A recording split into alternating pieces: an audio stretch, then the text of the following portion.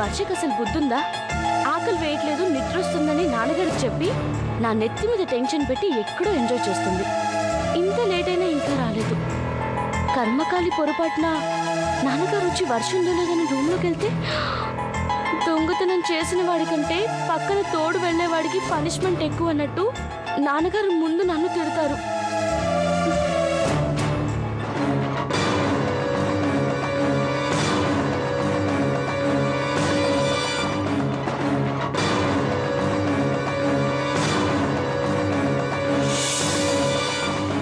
ఏంటమ్మా, వర్ష పడుకుందా? లేకపోతే bed lamp light లో కళ్ళు చించుకుంటూ నావల్స్ గాని చదువుతుందా? ఇందాకే భోజనాలప్పుడు నిద్ర వస్తుందని అన్నం తినకుండా వచ్చేసింది కదా నాన్న, పడుకుని ఉంటుంది. నీకు తెలియదమ్మా వర్ష గురించి. చిన్నప్పటి నుంచి తన మెంటాలిటీయే వేరు. తను చెప్పేది ఒకటి, చేసేది ఒకటి. ఇప్పుడు మనతో పడుకుంటానని చెప్పిన వర్ష రూమ్లో లేకపోయినా కూడా ఆశ్చర్యపోని అవసరం లేదు. వర్ష,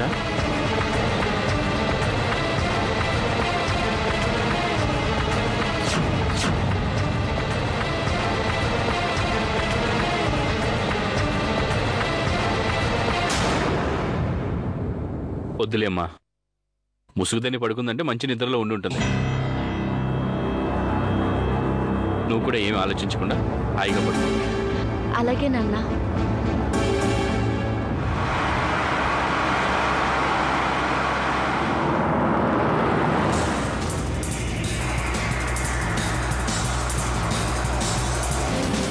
అసలు ఎవరు నువ్వు?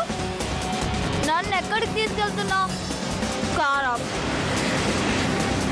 నేను ఇప్పుడే అర్జెంట్గా నడిచి వెళ్ళాలి.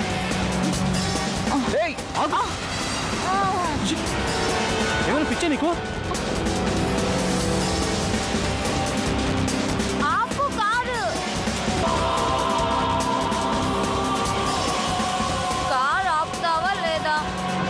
కారు ఆపితే నడిచి వెళ్ళడం కాదు. దారిని పోయేవాడెవడో భుజాల మీద వేసుకుని పోయి తెల్లారేసరికి నేను చిల్లర చేసి వదులుతాడు. అయినా ఆడపిల్లవి ఇలా అర్ధరాత్రి వరకు పబ్బులు పార్టీ లాంటివి తిరగడానికి నీకు సిగ్గుగా లేదు? సిగ్గెందుకురా? ఇవాళ ఆడవాళ్ళకు కూడా అర్ధరాత్రి స్వతంత్రం వచ్చింది. మేము మీ మగాళ్ళతో అన్నిట్లోనూ సమానమే. సమయానికి నేను రాకపోయింటే నీ జీవితం సర్వనాశనం అయ్యేది. మత్తు కాస్త దిగిన తర్వాత వాడెవడో నిన్ను ఎంగిలాకు చేసి వదిలేసినందుకు జీవితాంతం కుమిలి కుమిలి ఏడవాల్సి వచ్చేది. పోరా, నేనే వాడిని ఎంగిలాకుని చేసేదాన్ని. ఏ మెంటల్, రెండింటికి అర్థం ఒక్కటే. తెలుసుకోకపోతే ఎప్పటికైనా జీవితంలో నష్టపోతాం.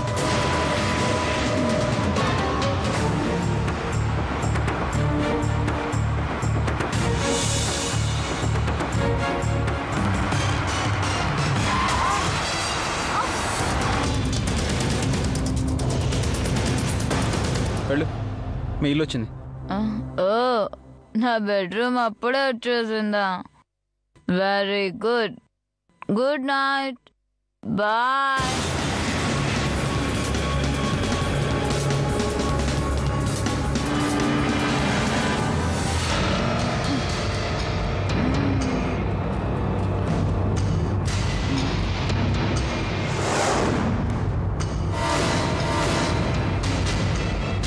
ఇప్పుడు దీన్ని ఇలా నాన్నగారు చూశారంటే కొంపలు మునిగిపోతాయి.